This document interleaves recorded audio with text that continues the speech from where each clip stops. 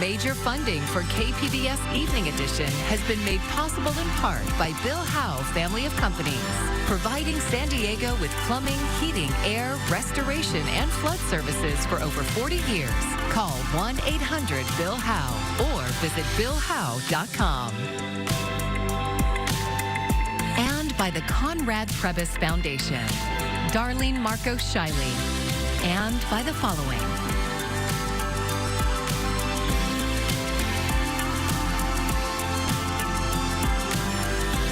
By viewers like you. Thank you.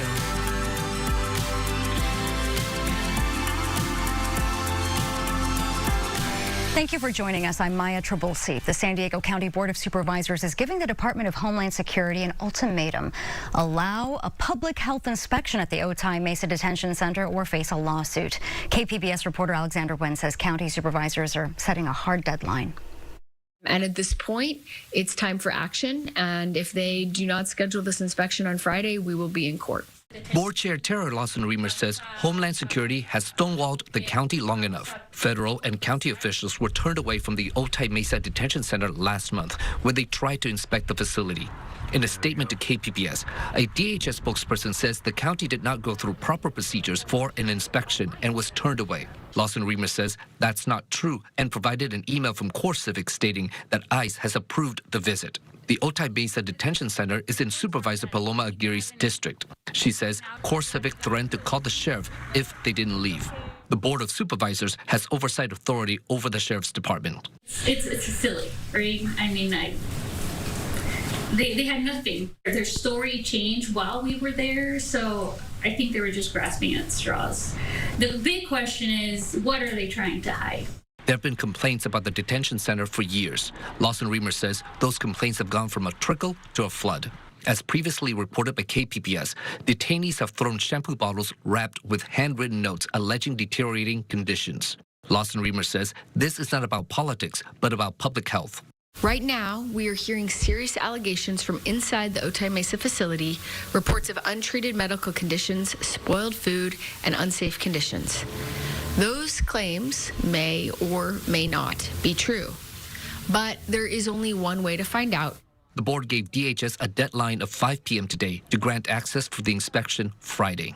Last night, in closed session, the supervisors authorized County Counsel Damon Brown to sue Homeland Security Secretary Kristi Noem, DHS, ICE, and CoreCivic if access isn't granted. California allows county to inspect private detention centers for public health purposes. Brown says the purpose of the inspection is to have a report on record of any violations. The county does not have the ability to shut down the facility. Only Congress can. And so our hope would be that if there were violations that would be uncovered by our inspection, that this report would serve as a tool for those with the enforcement authority to use it and to help bring relief to the people who are there. If DHS misses the 5 p.m. deadline, Lawson-Remer says the earliest the county will file a lawsuit is next week. Alexander Wen, KPBS News. Israel and the United States are stepping up attacks on Iran as Americans who are still in the region attempt to evacuate. Brian Abel reports from Washington, D.C. We are accelerating, not decelerating. U.S. Defense Secretary Pete Hegseth cautioning Americans the operation against Iran is still in its early days. Iran's capabilities are evaporating by the hour, while American strength grows fiercer, smarter, and utterly dominant. More bombers and more fighters are arriving just today. Hegseth says the next phase of the military action is for U.S. and Israeli air forces to take complete control of Iranian skies. And the Department of Defense released new video Wednesday of a U.S. submarine sinking an Iranian warship in international waters. Abraham Lincoln. On the ground, we will now begin to expand inland, striking progressively deeper into Iranian territory and creating additional freedom of maneuver for U.S. forces. The Pentagon identifying 4 of the 6 American service members killed Sunday in an Iranian drone strike. More than 1,000 people have been killed in Iran since the war began, according to U.S.-based group, the Human Rights Activist News Agency. Meanwhile, American civilians in the region are scrambling to evacuate.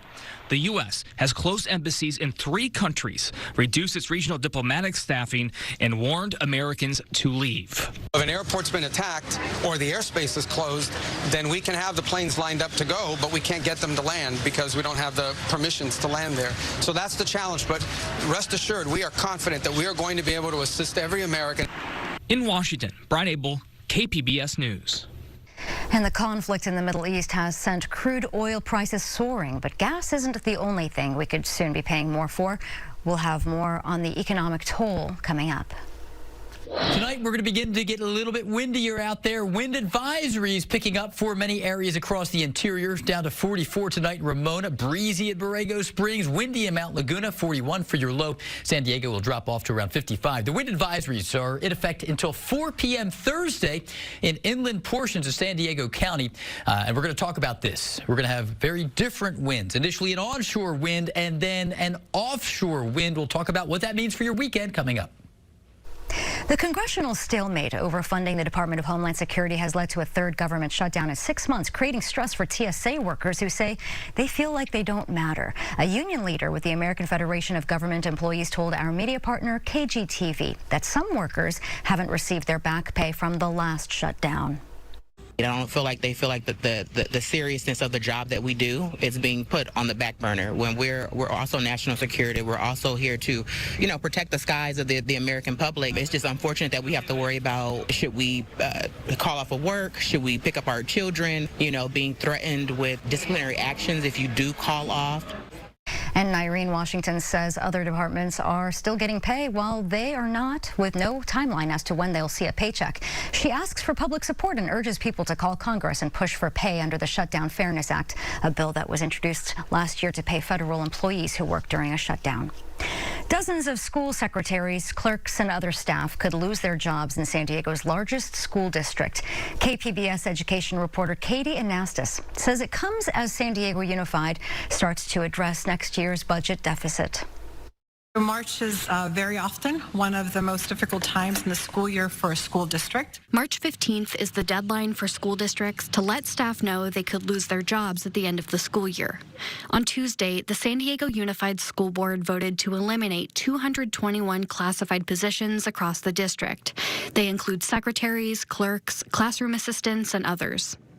133 of those jobs are staffed. The rest are vacant. We're predicting that we will be able to reassign roughly half of the employees working in positions slated for elimination to other positions in their current or former classification. The district expects 69 people will likely get layoff notices this month.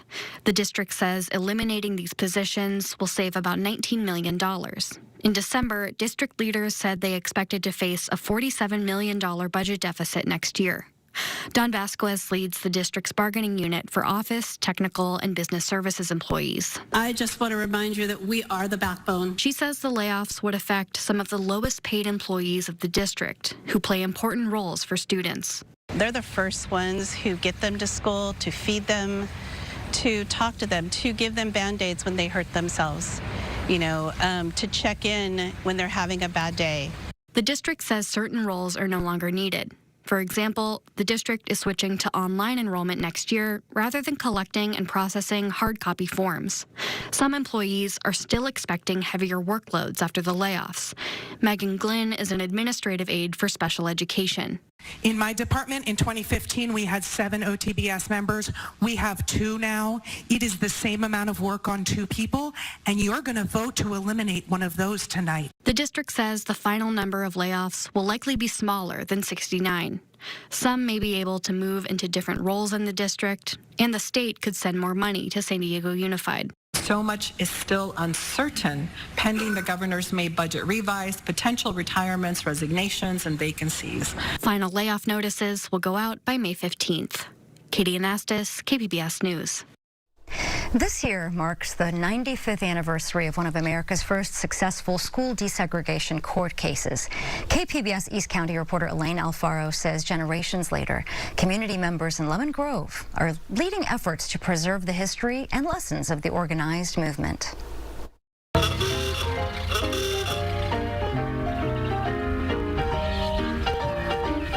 In 1930, Roberto Alvarez was attending the Lemon Grove Grammar School. But when he and other Mexican-American students came back from Christmas break in January 1931, the principal was standing at the door of the school. He told them that from then on, they would be attending classes in a separate building. The parents organized, and the students refused to go to class. They took the school district to court, and Alvarez was the lead plaintiff. Here's his son, Roberto Alvarez Jr. And I keep telling people it's not about my family. You know, it's about the community. You know, it was all those people that got together. You know, they stood up and they did what was right. You know, in a time that was very, very difficult. The case was argued in San Diego Superior Court. My father testified. There were other folks that testified as well. A couple of my other aunts testified. In March of that year, the judge ruled in favor of the students and reintegrated the school. This was 2 decades before the landmark Supreme Court case Brown versus the Board of Education. It became known as the Lemon Grove incident and was among several cases that played a pivotal role in Brown v. Board. Last night, nearly 95 years later, the Lemon Grove City Council declared March Lemon Grove Incident Month. Alvarez Jr. says the history of discrimination in California is an important lesson, especially today, as President Donald Trump wages his mass deportation campaign. In some ways, it's very difficult because, you know, all the work that we did, all the work that they did back in 1930, 31, you know, and all the success that the country had. We thought we had, you know, won a battle, you know, and I think we did win a battle. But, you know, it's coming back to haunt us again. Ann Stapleton is a pastor at Lemon Grove's Grace Communion Church. She helps preserve the Lemon Grove incident mural at the Neighborhood Event Center. This Lemon Grove incident is just one more demarcation that civically we need to all gather together and protect our neighbors and stand up with our neighbors and do what's right so that our neighbors have equal access and voices when they don't have a voice, and stand up against racism and injustice. There will be several events this month celebrating the anniversary. This Saturday from 1 to 4 p.m., the neighborhood will be open to the public. They'll show documentaries on the incident and offer tours of the mural. A larger celebration is planned for the end of the month. Elaine Alfaro, KPBS News. A national survey from the Center for Transparent and Trusted Elections at UC San Diego found only 60% of respondents are confident that votes will be counted accurately in the 2026 midterm elections. Professor Lauren Prather is co-director of the center. KPBS Public Matters reporter Jake Gatta spoke to Prather about the survey findings and the concerns they're raising heading into the midterms.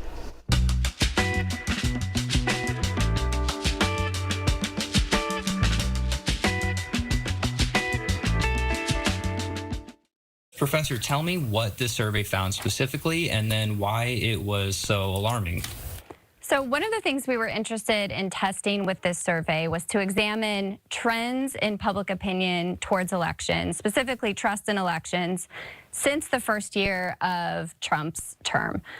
We've been surveying Americans since 2022, asking them about their confidence in U.S. elections, and specifically for this survey, we wanted to understand how trust had changed since just after the 2024 presidential election.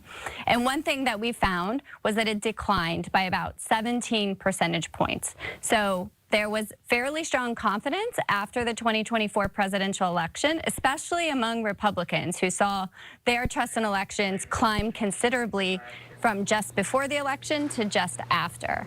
And since then, we've seen a decline across all parties. Democrats, Republicans, and independents all trust that the 2026 midterms are going to be counted accurately, less than they did the 2024 election. But there are a couple of key factors that may be causing this decline. So one is the rhetoric that elites in society use to talk about elections. And so some of the questions that the Trump administration has continued to ask about the quality and integrity of U.S. elections is probably shaping people's trust, especially people that trust him and his administration. It's causing them to question whether American elections can be trusted. We've also seen, and one thing we can see in our survey is that Americans are pretty skeptical of gerrymandering.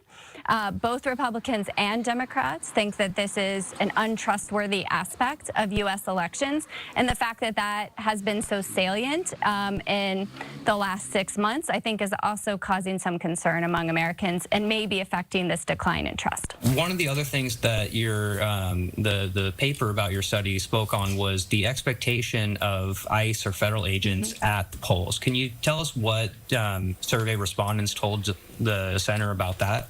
Sure. There are actually 3 key findings that we think are especially interesting related to ICE or other federal agents, expectations about ICE or other federal agents at the election. So one is that a fair number of people, I think more than 30% across Democrats, Republicans, and independents, expect or think it's likely that ICE could be at the polls in the, around the midterms. And I want to note that our survey took place before we saw the significant immigration enforcement actions in Minnesota. So what we're reporting with this survey might actually change, or these expectations might actually have increased since the salience of these immigration enforcement efforts in mid-January. So the first interesting finding was that people expect or think it's likely that ICE is going to be at the polls. The second thing is how this affects their trust. And so while we see that Democrats, Republicans, and independents, 30% or more, think it's likely that ICE is going to be at the polls, where they diverge is whether this will increase or decrease their trust.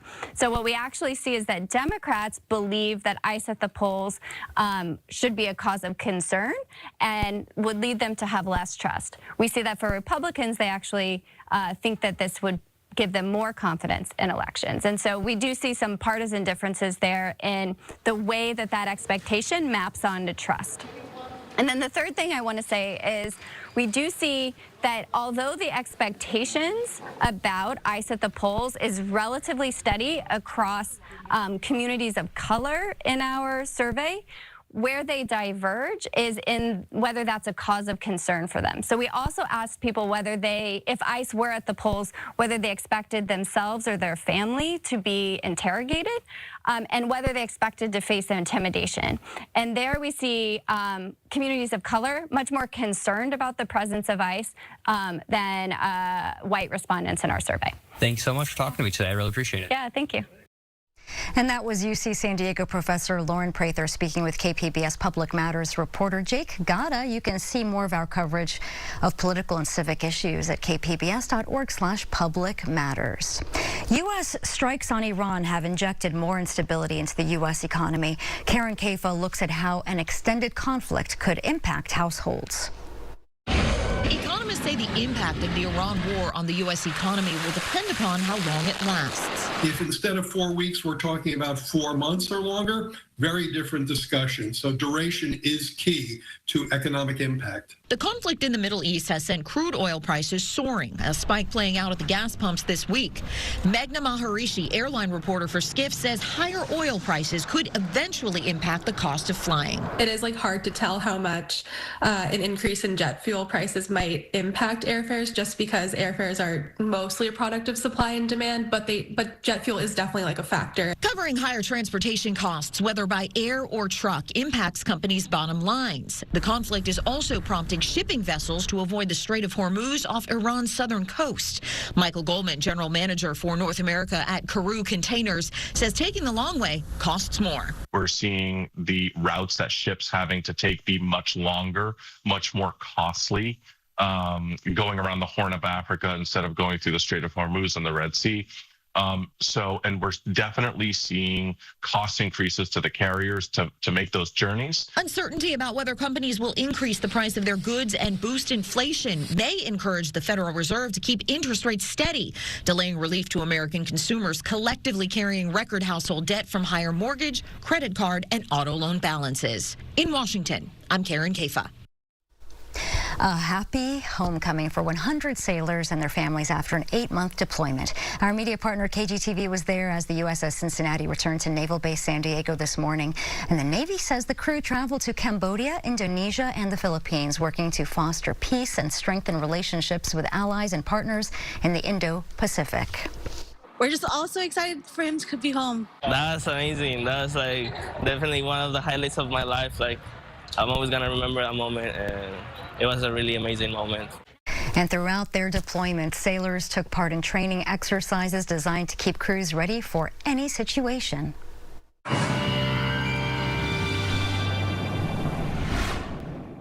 Winds are picking up across Southern California. It's going to be a breezy stretch into the weekend.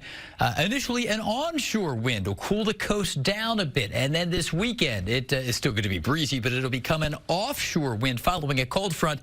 Counterintuitively, an offshore wind, even though it's behind a cold front, is actually going to warm us up along the coastline. And the coast, places like San Diego itself, will be warmer than the interior deserts on Saturday. Winds will exceed 35 miles per hour in inland areas tonight. Some low clouds out there near the coast. It's an onshore breeze, plenty of moisture around, and the winds are going to be increasing. Interior parts of San Diego County under a wind advisory until 4 p.m. Thursday. Kind of got extended a little bit deeper than its initial issuance because of the winds trending a little stronger. Coastal clouds, onshore breezes. Tomorrow we're going to be up around 75 in Borrego Springs, 45 and breezy at Mount Laguna, 68 into San Diego. Windy on Thursday. Here's the front, pushes south, and the tail of the front's going to brush us quietly, no precipitation with it. And Friday, we will be cooler. Now, the coolest air will be in the inland areas. We're going to begin to see the winds shift and blow offshore behind the front, and that's actually a process that warms us up a little bit along the coastline. So Santa Ana winds pick up Friday and Saturday. It's an offshore dry wind. There will be potential for some downed trees and power lines. In many areas in the interior, I mentioned gusts over 35 miles per hour, but there's potential for some of the canyons and passes to maybe gust 50 to 70 miles per hour. Tough crosswinds for travelers. And again, strongest winds maybe to our north.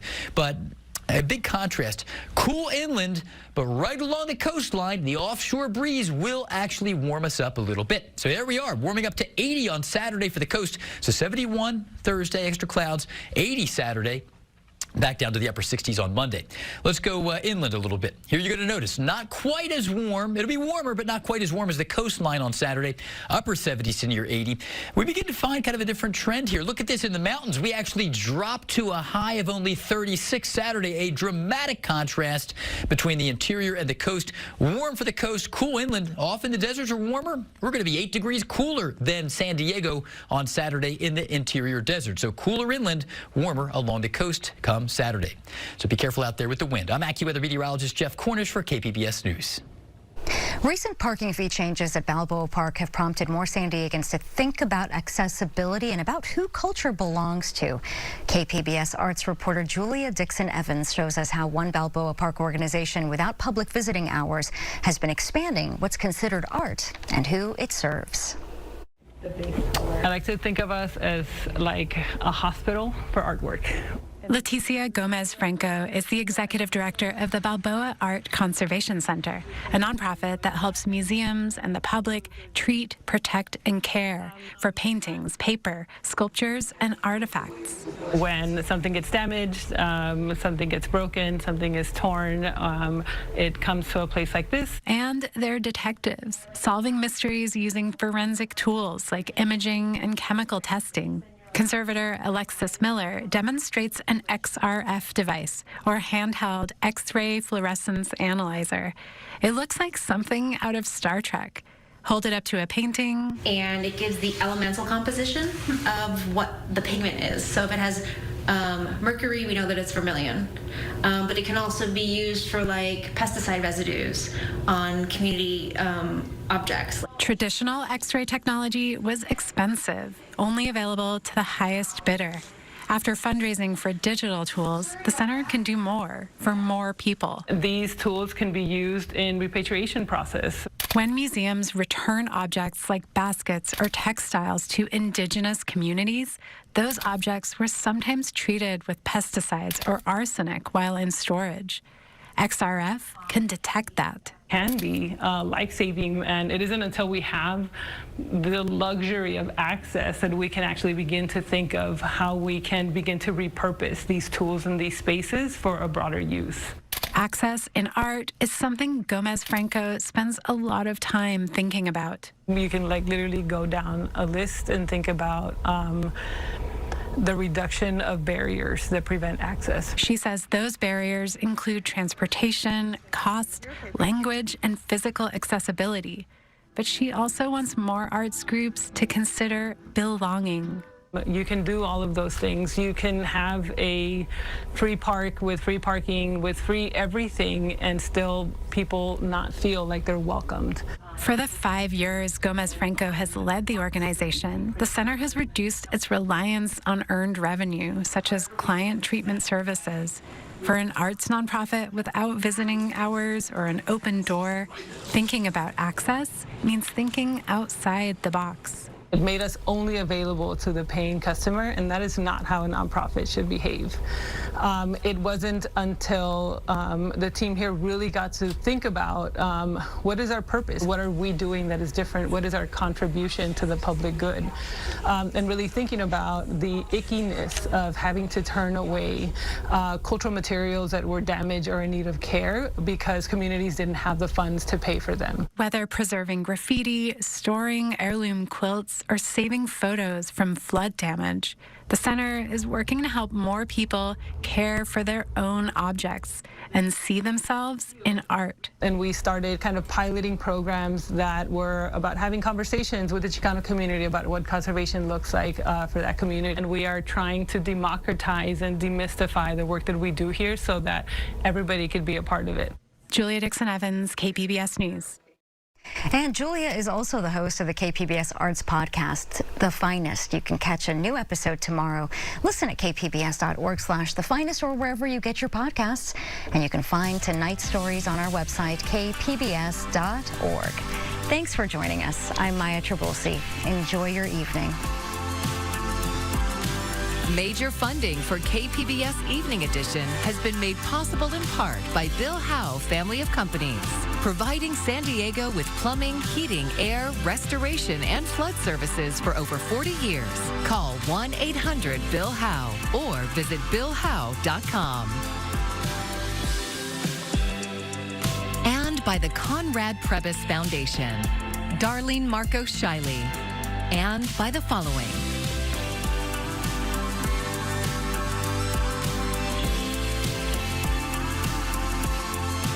By viewers like you. Thank you.